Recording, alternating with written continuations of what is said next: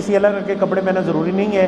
ایام مخصوصہ کی صورت میں یہ سمجھنا کہ عورت اب احرام میں نہیں آئے گی، یہ بھی غلط ہے۔ مطلب کوئی عورت سفر اس کا شروع ہوا، یہاں سے فلائٹ کے دن آئے، اس کے ایام شروع ہو گئے، اب وہ یہ سمجھے کہ جی اب میرا تو گیا آج عمرہ، نہیں، ایسی بات نہیں ہے۔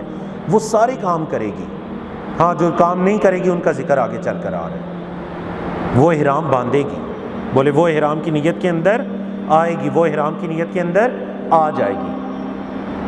اور جو منع ہے وہ صرف طواف یا نماز منع ہے، بولے صرف طواف یا نماز عورت کے لیے منع ان ایام کے اندر۔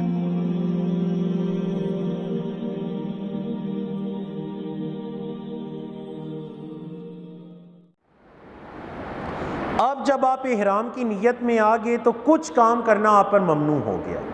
بولے کچھ کام کرنا آپ پر کیا ہو گیا؟ کون کون سے کام کرنا؟ نمبر 1، ہم بستری اور اس سے متعلق باتیں، جیسے کہ عورت کو شہوت سے چھونا، بوسہ وغیرہ لینا یا آپس میں ایسی باتیں کرنا۔ نمبر 2، گناہوں کا ارتکاب کرنا، جھوٹ، چوری، دھوکہ دہی عام حالات میں بھی منع ہے، لیکن اس حالت کے اندر زیادہ تاکید کے ساتھ منع ہے، کیونکہ آپ نے آیت کریمہ پڑھی ہے کورس کے شروع کے اندر، فَمَنْ فَرَضَ فِيهِنَّ الْحَجَّ فَلَا رَفَثَ وَلَا فُسُوقَ وَلَا جِدَالَ فِي الْحَجِّ۔ نمبر 3، بلا وجہ لڑائی جھگڑا کرنا، وَلَا جِدَالَ فِي الْحَجِّ، لڑائی جھگڑے کی بھی اجازت نہیں ہے۔ اگرچہ یہ کام کرنے سے حج فاسد نہیں ہوتا، صرف جماع ہے یا ہم بستری ہے جس سے حج کیا ہو جاتا ہے؟ فاسد ہو جاتا ہے۔ نمبر 4، سلے ہوئے کپڑے پہننا۔ کیا کرنا جی؟ لباس کی شیپ پر، کسی جسم کی شیپ پر سلے ہوئے کسی بھی لباس کو پہننا، دستانے پہننا، موزے پہننا، انڈر ویئر پہننا، بنیان پہننا، کسی بھی ایسے لباس کی اجازت نہیں ہے مرد کے لیے۔ بولے کس کے لیے؟ مرد کے لیے۔ ناخن وغیرہ کاٹنے کی اجازت نہیں ہے، بال کاٹنے کی اجازت نہیں ہے، جسم کے کسی بھی حصے سے، سر سے لے کر پاؤں تک جسم کے کسی بھی حصے کے بال کاٹنے کی اجازت نہیں ہے۔ خوشبو لگانا، خواہ بدن پر ہو یا احرام کی چادروں پر، خوشبو لگانے کی بھی اجازت نہیں ہے۔ نمبر 8، مرد کے لیے سر اور چہرہ ڈھکنا، اس کی بھی اجازت نہیں ہے، البتہ چھتری وغیرہ سے وہ سایہ کر سکتا ہے، یا بوقت ضرورت اپنے سر وغیرہ پر اگر کسی سامان کو اٹھانا ہے تو وہ اٹھا سکتے ہیں۔ بعض لوگ یہ سمجھتے ہیں نا کہ احرام کی حالت میں آپ جس سر کے اوپر ہاتھ بھی نہیں لگا سکتے، آپ بریف کیس بھی نہیں اٹھا سکتے، ایسی بات نہیں ہے، سمجھا کہ وہ جو منع ہے وہ سر کے اوپر کسی ٹوپی، امامہ، چادر، دم وہ ہے جو کسی حج یا عمرے کے کسی واجب کو چھوڑ دینے سے آپ پر لازم آیا تھا۔ اور فدیہ کیا ہے؟ فدیہ ہے آپ احرام کے مخالف کوئی بھی کام کر جاتے ہیں ہم بستری کے علاوہ، اس سے آپ کے ذمہ کیا لازم آ جائے گا؟ فدیہ۔ بولے کیا لازم آ جائے گا؟ فدیہ۔ مثال کے طور پر وہ جو ایک صحابی تھے، نبی کریم صلی اللہ علیہ وسلم نے ان کو احرام کی حالت میں دیکھا کہ بڑی تکلیف کے اندر تھے، بیماری کے ایام میں تھے، اور ان کی سر سے جوئیں وغیرہ ان کے چہرے پر گر رہی تھی۔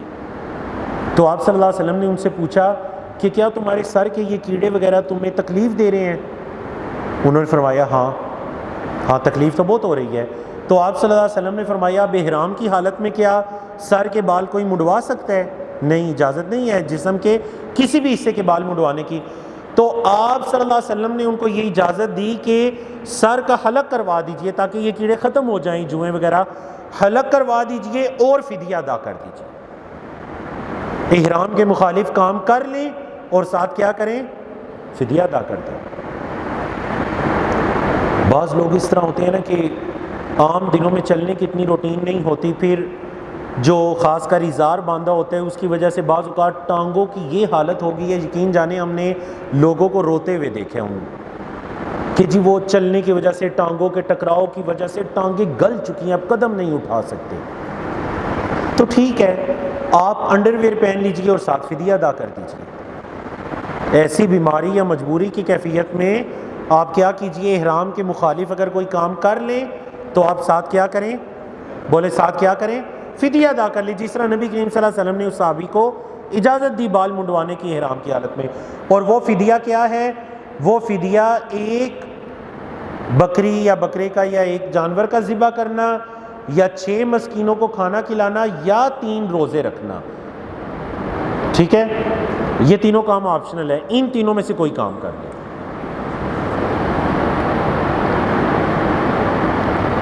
اور اگر کسی مجبوری سے کر رہے ہیں تو اس پر کیا ہو جائے گا؟ صرف فدیہ کیا ہو جائے گا؟ واجب ہو جائے گا. اور اگر اس نے بھول کر لیا، مثال کے طور پر اکثر لوگ پوچھتے بھی ہیں کہ جی میں ایسے داڑھی کے ساتھ کہہ رہا تھا، داڑھی کے بال نکل آئے. اگر یا ناخن آپ نے کھا لیا، یا بعض اوقات کچھ لوگوں کو ناخن تراشنے کی عادت ہوتی ہے نا، ناخن تراش دیا، اگر بھول چوک سے کوئی کام ہو گیا، یا سر پر چلیں اس نے کوئی ٹوپی رومال پہن لی، ٹوپی خریدنے گیا دکان کے اندر، اسے ایک اچھی لگی، ایک دم بھول کر پہن لی، تو بھول کر کرنے سے اس پر فدیہ لازم، بولے بھول کر کرنے سے اسے فدیہ لازم نہیں ہوگا. نکاح کرنا یا نکاح کا احرام کی حالت میں نہ تو انسان نکاح کر سکتا ہے اور نہ نکاح کا پیغام بھیج سکتا ہے. سمجھا گی نا آپ کو؟ نہ نکاح کرنا اور نہ منگنی وغیرہ کرنا، نکاح کا پیغام بھیجنا. نمبر 10 شکار کرنا. ظاہر بات ہے یہ اس دور کے اندر نہیں ہے، لیکن اس دور کے اندر شکار کرنے کی بھی اجازت احرام کی حالت میں نہیں ہے. نمبر 11 دستانہ، برقع اور نقاب وغیرہ پہننا، یہ عورتوں کے لیے خاص ہے. دیکھیں سب سے بہتر یہ ہے کہ عورت کوئی ایسی چادر وغیرہ پہنے جس کو وہ لٹکائے، جس کو وہ کیا کرے؟ لٹکائے. لیکن فقہائے کرام کی یہاں پر شیخ عثیمین اور دیگر فقہا کے فتاوی جات موجود ہیں کہ اگر مرد عورت کا اختلاط ہے، اور اکثر ہوتا ہے سعی کے دوران، طواف کے دوران، اور ایک عورت پردے کا اہتمام کرنا چاہتی ہے تو وہ نقاب وغیرہ پہن سکتی ہے. علماء کرام کے اس بارے میں فتاوی موجود ہیں. اب عورت یہ نہ کرے کہ چونکہ نقاب پہننے کی یا اجازت نہیں ہے تو نہ چادر لٹکانے کی اس کو عادت ہے، نہ وہ ویسے پردہ کر سکتی ہے، تو وہ بالکل ہی بے پردہ ہو جائے. نہیں، ایسی مجبوری کی حالت میں وہ پھر نقاب وغیرہ کر سکتی ہے. حالت احرام یا حدود حرم میں گری ہوئی کسی چیز کو اٹھانا بھی جائز نہیں ہے. ہاں اگر آپ اس نیت سے اٹھاتے ہیں کہ میں اٹھا کر مسجد حرام کے ساتھ ایک ادارہ بنا ہوا ہے جہاں پر گم شدہ چیزیں جمع ہوتی ہیں، وہاں پر جا کر جمع کرواؤں گا تو پھر اٹھا سکتے ہیں. الا لمنشد، ہاں جو اعلان کر لوگوں تک چیزیں پہنچانے والا ہے وہ چیز کو اٹھا سکتے ہیں. بولے وہ چیز کو اٹھا سکتے ہیں. اور اگر کوئی کسی کی ایسی قیمتی چیز مل جاتی ہے، کوئی بیگ جس کے اندر پاسپورٹ وغیرہ ساری چیزیں ہیں، تو اسے چاہیے کہ وہ، مسلمانوں کی خیر خواہی یہی ہے، جو کوئی بھی ہے، اس سے آپ کو غرض نہیں، آپ اس کی وہ جگہ اس ادارے میں پہنچا دیں، آپ اس کی وہ چیز، وہ امانت، اللہ آپ کو اس کا اجر دے گا. ٹھیک ہے جی. لیکن ہتھیانے کی نیت سے کوئی بھی چیز اٹھانا جائز نہیں ہے. حدود حرم میں درخت یا پتوں کو کاٹنا وغیرہ اس کی بھی اجازت نہیں ہے. تو یہ وہ 13 کام تھے احرام کی حالت میں جن کا کرنا جائز نہیں تھا. اب ہم آتے ہیں جی تلبیہ کی طرف. اللہ کے رسول صلی اللہ علیہ وسلم سے پوچھا گیا کہ سب سے افضل حج کون سے ہے؟ تو آپ صلی اللہ علیہ وسلم نے فرمایا کہ سب سے افضل حج وہ ہے کہ جس میں العج والسج، عج کہتے ہیں اونچی آواز میں تلبیہ کہنا مردوں کے لیے، عورت آہستہ آواز میں کہے گی، اور سج کہتے ہیں خون بہانا، جانور قربان کرنا.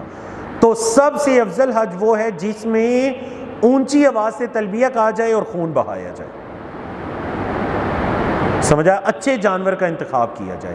سب سے افضل حج وہ ہے. نبی کریم صلی اللہ علیہ وسلم فرمایا، سنن نسائی کی حدیث، کہ جبریل میرے پاس آئے اور انہوں نے مجھ سے فرمایا، اے محمد صلی اللہ علیہ وسلم اپنے صحابہ کو حکم دیجئے کہ تلبیہ کے ساتھ اپنی آوازوں کو بلند کریں، تلبیہ کے ساتھ اپنی آوازوں کو بلند کریں. تو بہترین حج وہ ہے جس میں تلبیہ. اچھا اب تلبیہ کہنا آپ پر کب لازم ہوتا ہے؟ معتمر احرام سے لے کر عمرہ شروع کرنے تک. آپ تلبیہ کہنا کب شروع کریں گے؟ بعض لوگ یہ غلطی کرتے ہیں کہ وہ جی ادھر سے ایئرپورٹ سے چادریں باندھی اور چلیں جی لبیک اللہم لبیک. حالانکہ تلبیہ کا جو مشروع وقت ہے وہ کون سا وقت ہے؟ جب آپ میقات سے گزریں گے. بولے جب آپ میقات سے گزریں گے. جب میقات سے مطلب جب احرام کی حالت میں آ جائیں گے تب آپ پر تلبیہ کہنا لازم ہے. تب آپ تلبیہ کہیں اور مستحب عمل ہے، تلبیہ نہ کہا آپ کا حج عمرہ بالکل درست ہے، لیکن سنت ہے، افضل حج وہ ہے جس میں اونچی آواز سے تلبیہ کہا جائے۔ تو مطلب ہمیں یہ شرمانا نہیں چاہیے کہ یار پیچھے 2 بندے ہیں وہ سو گئے ہیں اب میں کیا کروں، نہیں، آپ تلبیہ کہیں، انشاءاللہ وہ بھی آپ کے ساتھ تلبیہ کہنا شروع کر دیں گے، اور آپ کا یہ تھوڑا سا سفر ہے، چند کلومیٹرز کے بعد میں پھر جدہ آپ ایئرپورٹ پہ اتر جائیں گے، تلبیہ کہنا جاری رکھیں، سمجھا کیجیے۔ اور جب عمرہ شروع کریں گے، مسجد حرام میں پہنچیں گے، ہوٹل جائیں، سامان رکھیں، تلبیہ کہہ رہے ہیں، ہوٹل سے نکلیں، مسجد حرام کی طرف آئیں، تلبیہ کہتے آئیں، مسجد حرام میں پہنچ کر آپ تلبیہ کہنا کیا کر دیں گے، بس کر دیں گے۔ اب لوگ یہ غلطی کرتے ہیں کہ جی وہ طواف کے چکروں کے درمیان تلبیہ کہہ رہے ہیں، نہیں، تلبیہ کا مشروع وقت مسجد حرام میں داخلے کے وقت مکمل ہو چکے ہیں، سمجھائیے آپ کو۔ حاجی کے لیے کون سا وقت ہے؟ احرام، حاجی نے کب احرام باندھنا ہے جی؟ 8 ذی الحجہ کو، ایسے ہی ہے نا، متمتع نے جب عمرہ کر کے وہ حلال ہو جائے گا تو پھر دوبارہ احرام اس نے کب باندھنا ہے؟ 8 ذی الحجہ کو اس نے احرام باندھنا ہے، اور پھر کب تک وہ اس نے تلبیہ کہنا ہے؟ وہ جب 8 ذی الحجہ کو احرام باندھ کر مینا کا ارادہ کرے گا نا تو تلبیہ کہنا شروع کر دے گا، مینا کے اندر بھی تلبیہ، 9 ذی الحجہ کو میدان عرفات میں بھی تلبیہ، مزدلفہ میں، مزدلفہ سے 10 کی صبح جب وہ واپس آئے گا مینا، تلبیہ کہتا ہوا آئے گا، مینا میں پہنچ کر 10 ذی الحجہ کو آپ نے تینوں جمرات میں سے صرف ایک جمرے کو کنکریاں مارنی ہے۔ ہاں جی، بڑا، درمیانہ یا چھوٹا جمرہ؟ کس کو؟ بڑے کو، سب سے بڑے کو۔ سب سے بڑا کس کی طرف ہے، مینا والی طرف ہے یا مکہ والی طرف؟ اپوزٹ۔ یاد رکھیے گا جمرات کی ترتیب اس طرح ہے کہ جو جمرہ مینا کے خیموں کے ساتھ ہے وہ بڑا ہے، جمرہ کبریٰ ہے، عقبہ، وہ جمرہ کیا ہے؟ بڑا، اور جو درمیان میں ہے وہ وسطیٰ، اور جو بالکل مکہ والی طرف ہے وہ کیا ہے؟ صغریٰ۔ بولے وہ کیا ہے؟ صغریٰ، یعنی کہ چھوٹا، سمجھا گی نا آپ کو؟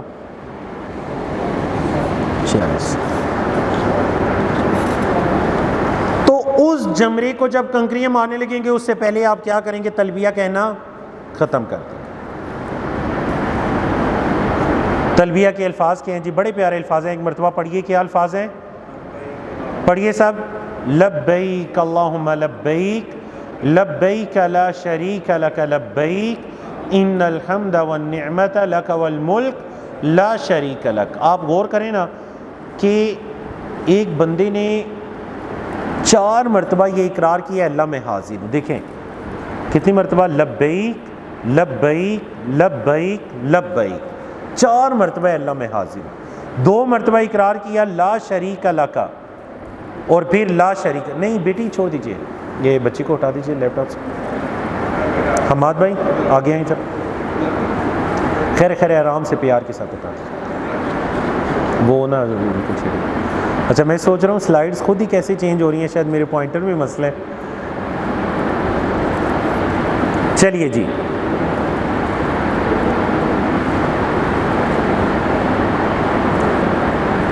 تو ہم تلبیہ پر تھے۔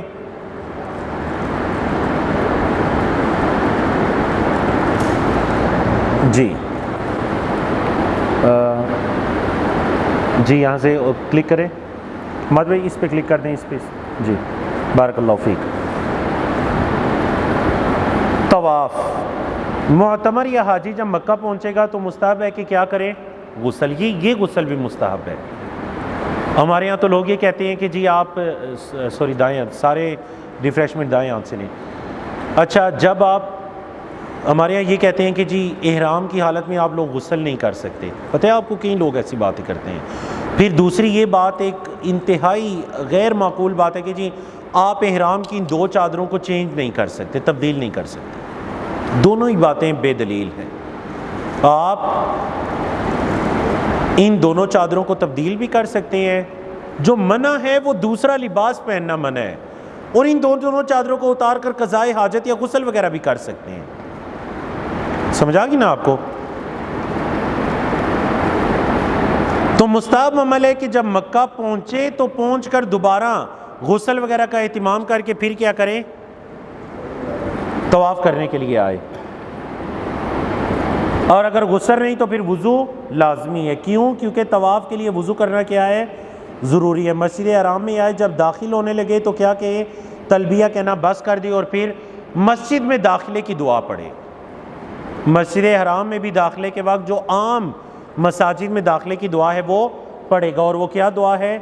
بسم اللہ والسلام علی رسول اللہ. پوری دعا اللہم اغفر لی ذنوبی، اور ہم اتنی پڑھتے ہیں اللہم افتح لی ابواب رحمتک. حالانکہ پوری دعا بھی یاد کریں.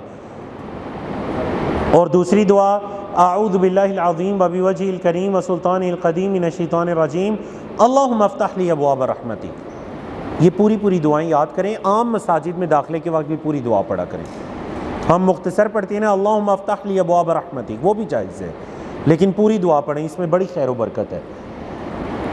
پھر وہ کیا کرے گا؟ وہ حجر اسود سے اپنے طواف کو باقاعدہ ایسے شروع کرے گا کہ کعبۃ اللہ اس کی بائیں طرف ہوگا. اب دیکھیں جب آپ مطاف کے اندر جہاں پر آپ نے طواف کرنے ہیں اس جگہ کو کیا کہتے ہیں؟ مطاف. بولے کیا کہتے ہیں؟ مطاف. الحمدللہ اللہ کا شکر ادا کرنا چاہیے کہ مسجد حرام کے اندر 3 زبانوں میں آپ کو راستہ اور ڈائریکشن اور ساری چیزیں پتہ چلیں گی. کن 3 زبانوں میں؟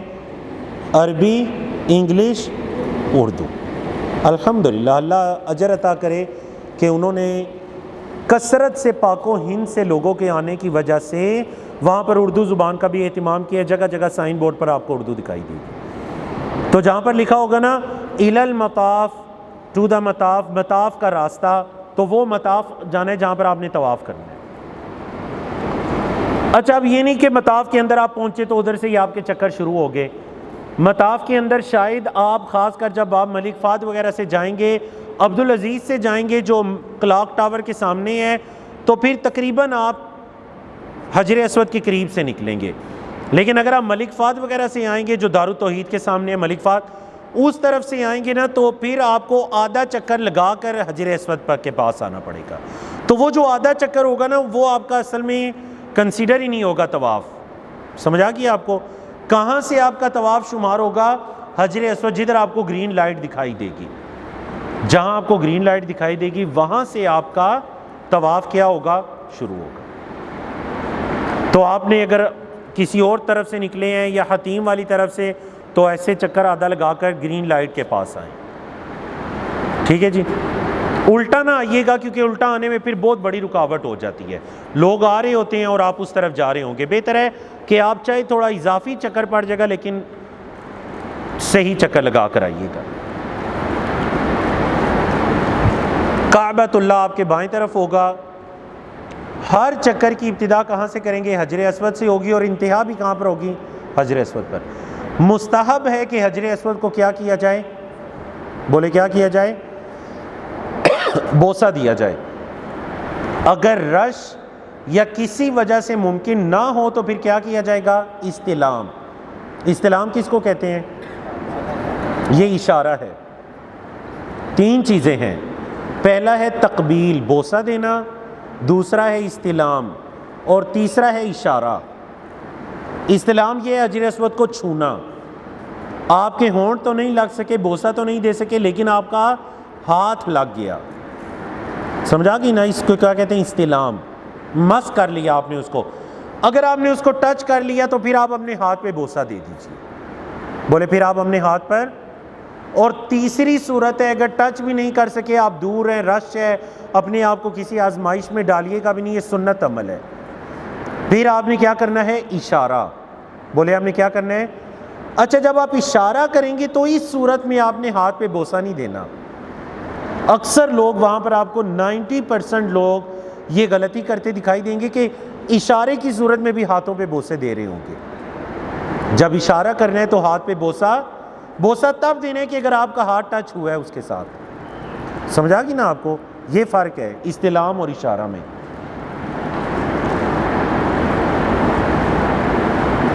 چھڑی وغیرہ سے چھو سکتے ہیں لیکن آج کل یہ ممکن نہیں ہے. یا ہاتھ سے اشارہ کرے لیکن ہاتھ کو بوسہ نہیں دے گا. مستحب ہے، سنت ہے کہ طواف میں حجر اسود کو چھوتے وقت یا اس کی طرف اشارہ کرتے ہوئے کیا کہے؟ اللہ اکبر. بولے کیا کہے؟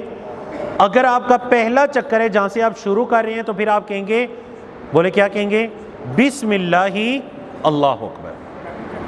پہلے چکر میں اشارہ کریں گے, کیا کہیں گے؟ سارے دائیں ہاتھ بلند کریں جی, کیا کہیں گے؟ بسم اللہ اللہ اکبر. دوسرے چکر میں بسم اللہ, کیونکہ بسم اللہ تو ہو چکی نا, دوسرے چکر میں کیا کہیں گے؟ اللہ اکبر. تیسرے چکر میں کیا کہیں گے؟ ہر چکر میں کیا کہیں گے؟ اللہ. پہلے چکر میں کیا کہیں گے؟ بسم اللہ اللہ اکبر.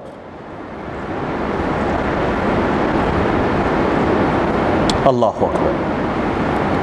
یہ ہے جی آپ کا حجر اسود. اس طرف آپ کو صفا کی پہاڑی کے باہر جو بلڈنگ ہے نا, یہاں پہ آپ کو ایک گرین لائٹ دکھائی دے رہی ہوگی, ٹھیک ہے, وہاں یہاں سے آپ کا چکر شروع ہو جائے گا. ایک پورا چکر لگایا, یہاں پر آئے تو کیا ہو جائے گا؟ آپ کا ایک چکر مکمل ہو جائے گا. سمجھا کہ نہیں؟ یہ ایک چکر مکمل ہو گیا. سنت ہے کہ جب آپ اس والے کونے پر آئیں نا جی, اس کونے کو کہتے ہیں رکن یمانی. کیا کہتے ہیں؟ رکن کا مطلب ہے کونا, اور یمانی کا مطلب ہے یمن والی طرف. تو یہ یمن والی طرف کا کونا ہے. اس کونے سے اس کونے کے درمیان آپ لوگ کیا دعا پڑھیں گے؟ کیا دعا پڑھیں گے؟ ربنا آتنا فی الدنیا حسنہ وفی الآخرۃ حسنہ وقنا عذاب النار. یہ سنت ہے. اس کے علاوہ طواف کی کوئی دعا نبی کریم صلی اللہ علیہ وسلم سے ثابت نہیں ہے.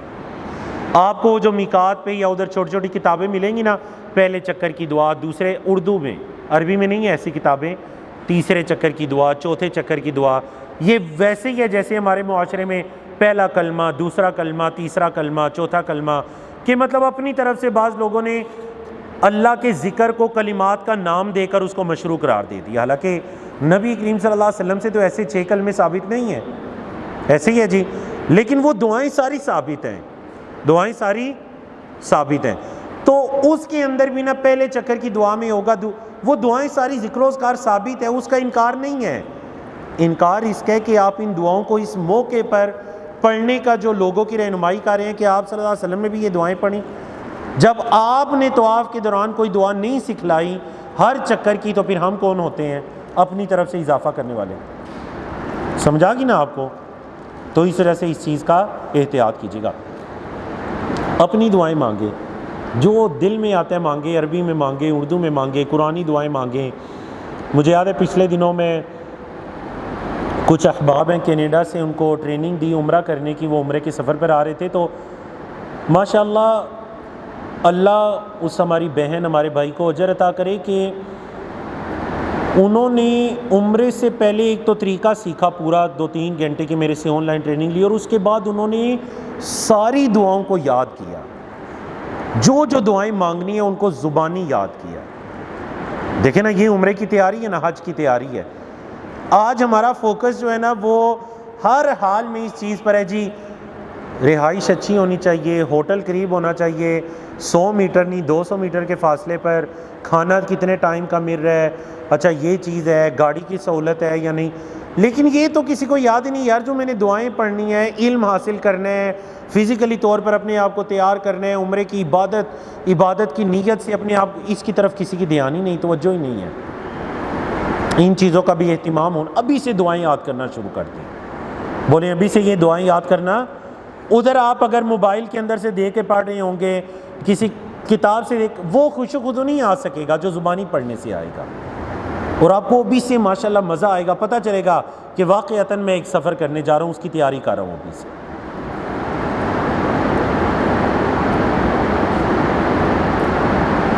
طواف مکمل کرنے کے بعد کیا کرنا ہے جی؟ مقام ابراہیم پر 2 رکعت پڑھنی ہے. بولے مقام ابراہیم پر 2. وَاتَّخِذُوا مِن مَقَامِ إِبْرَاهِيمَ مُصَلًّى. مقام ابراہیم, اس کے پیچھے پہلی تو بات ہے 2 رکعت پڑھنے کی جگہ ہوتی ہے, وہاں پر پڑھ لیں. اور اگر بالفرض آپ کہتے ہیں جگہ نہیں مل رہی, مثال کے طور پر ابھی رمضان میں نے عمرہ کیا اور اتنی رش تھی کہ مقام ابراہیم کے پیچھے 2 رکعتیں پڑھنے کی جگہ نہیں ملی, تو کوئی مسئلہ نہیں. حج کے دنوں میں بھی نہیں ملتی تو پریشانی والی بات نہیں ہے.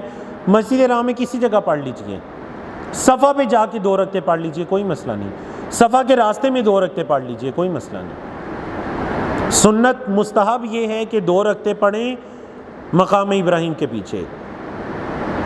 نئی جگہ میں رہی تو کسی جگہ پر جا کر پڑھ لیجئے, آپ کی یہ انشاءاللہ سنت ادا ہو جائے گی. اور اگر 2 رکعتیں نہیں بھی پڑھی تو آپ کا طواف بالکل درست ہے، کیونکہ ان 2 رکعتوں کا پڑھنا رکن یا فرض نہیں ہے بلکہ کیا ہے؟ سنت عمل ہے۔ انشاءاللہ جتنی سنتوں پر عمل کریں گے آپ کا حج عمرہ اتنا اچھا ہوگا، انشاءاللہ خشوع خضوع اتنا زیادہ ہوگا انشاءاللہ۔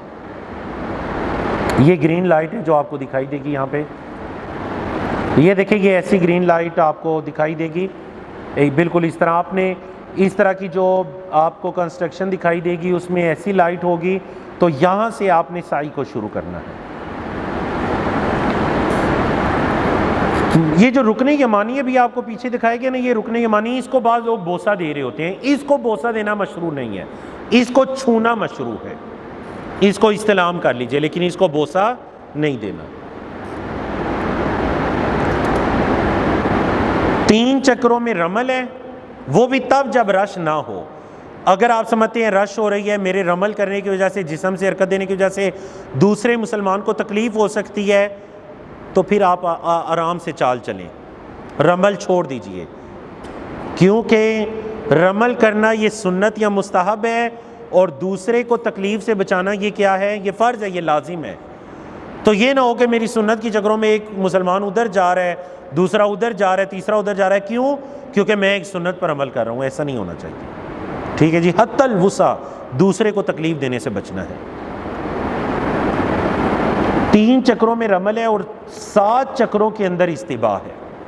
استباح کس کو کہتے ہیں؟ دایاں کندھا ننگا کرنا۔ اس کا طریقہ کار یہ ہے کہ وہ جو احرام کی چادر ہے نا، اس کا درمیان اپنے دائیں کندھے کے نیچے کر لیجئے اور دونوں کونے اپنے بائیں کندھے کے اوپر ڈال لیجئے۔ یہ کیا ہے؟ استباح۔ بولے کیا ہے؟ استباح۔ دوران طواف اگر نماز کا وقت ہو جائے گا تو وہ کیا کرے گا؟ نماز ادا کرے گا اور پھر وہیں سے طواف شروع کر دے گا۔ ضروری تنبیہات یہ ہیں کہ ہر چکر کی ابتدا میں تکبیر۔ اچھا اب یہاں پر ایک مسئلہ سن لیجئے، بعض لوگ یہ کرتے ہیں کہ جب آپ نے طواف شروع کیا، پہلا چکر تھا آپ کا، تو آپ نے کیا کیا؟ بسم اللہ ہی اللہ اکبر، پھر دوسرے چکر کے شروع میں کیا کیا؟ اللہ اکبر۔ 7 چکر جب مکمل ہوئے تو کیا اس موقع پر، چھٹے چکر سے جب آئے 7 مکمل ہو گئے، تو کیا اس موقع پر بھی تکبیر کہنی ہے؟ جی جی کہنا ہے؟ تو تکبیرات کتنی ہو جائیں گی؟ 8 کتنی ہو جائیں گی؟ اگر آپ نے اس موقع پہ تکبیر کی تو تکبیرات کتنی ہو جائیں گی؟ 8 ہو جائیں گی نا، حالانکہ چکر کتنے ہیں؟ 7۔ علماء سلف کے دونوں طرح کے اقوال موجود ہیں، دونوں طرح کے اقوال۔ بعض علماء یہ کہتے ہیں کہ نہیں، تکبیرات 8 ہیں۔ کیوں؟ کیونکہ حدیث کے الفاظ ہیں، نبی کریم صلی اللہ علیہ وسلم جب حجر اسود پہ آئے تو آپ نے تکبیر کہی، تو اگرچہ آپ مکمل کر رہے ہیں لیکن حجر اسود پہ تو آ رہے ہیں نا، تکبیر کہیں۔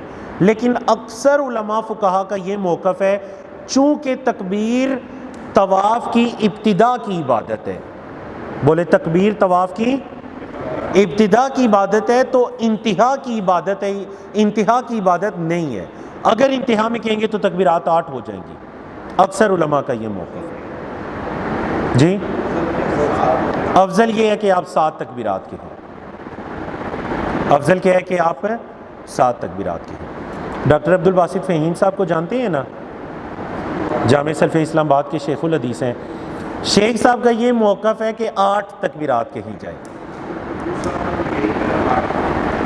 میں نے بتایا ڈاکٹر عبدالباسط فہیم صاحب ماشاءاللہ ہمارے اساتذہ کی جگہ ہیں، ان کا کیا موقف ہے کہ کتنی تکبیرات کہی جائیں؟ 8۔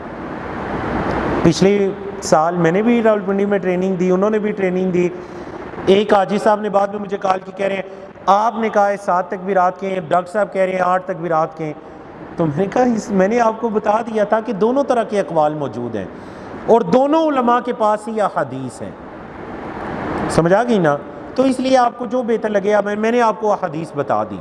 ڈاکٹر صاحب اسی حدیث پر عمل کی وجہ سے کہتے ہیں کہ جب آپ صلی اللہ علیہ وسلم حجر اسود کے پاس آئے تو تکبیر کہی، اگرچہ چکر مکمل ہو رہا ہے لیکن حجر اسود کے پاس تو آ رہے ہیں نا، تو تکبیر کہیں۔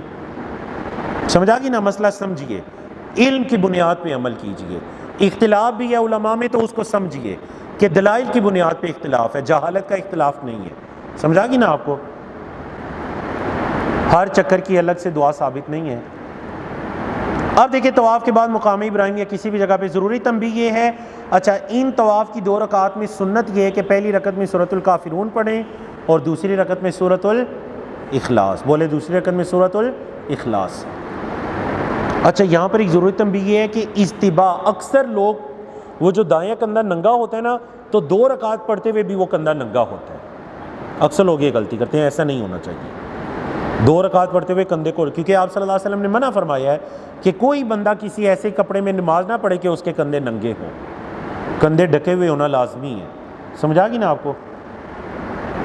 صفا مروہ کی سعی کرنی ہے، صفا سے سعی کا آغاز کرے گا اور مستحب ہے کہ یہ آیت پڑھے ان صفا والمروہ، اور صفا پر یہ آیت کریمہ لکھی بھی ہوئی ہے، بیت اللہ کی طرف رخ کرے، وہاں پہ کھڑا ہو جائے، ہاتھ اٹھائے بغیر دعا کرے، یہ ذکر پڑھے لا الہ الا اللہ وحدہ لا شریک لہ، یہ پورا ذکر یہ پڑھنا مستحب ہے، سنت ہے۔ 3 مرتبہ یہ ذکر پڑھے اور اس کے درمیان دعائیں کرے، پہلی مرتبہ یہ ذکر کرے پھر اللہ سے دعائیں مانگے، پھر یہ ذکر کرے پھر دعائیں مانگے، پھر یہ ذکر کرے پھر دعائیں مانگے، سمجھا گی نا؟ 3 مرتبہ ذکر کر کے کیا کرے؟ وہ بار بار دعائیں مانگے۔ صفا مروہ کے درمیان جہاں سبز نشان دکھائی دے وہاں پر کیا کرے؟ قدرے تیز چلے، تھوڑا جسم کو حرکت دے کے چلے، لیکن ویسے ہی جیسے دوسروں کو تکلیف نہ ہو۔ مروہ پر پہنچ کر سعی کے 7 چکروں میں سے 1 چکر کیا ہو جائے گا؟ مکمل۔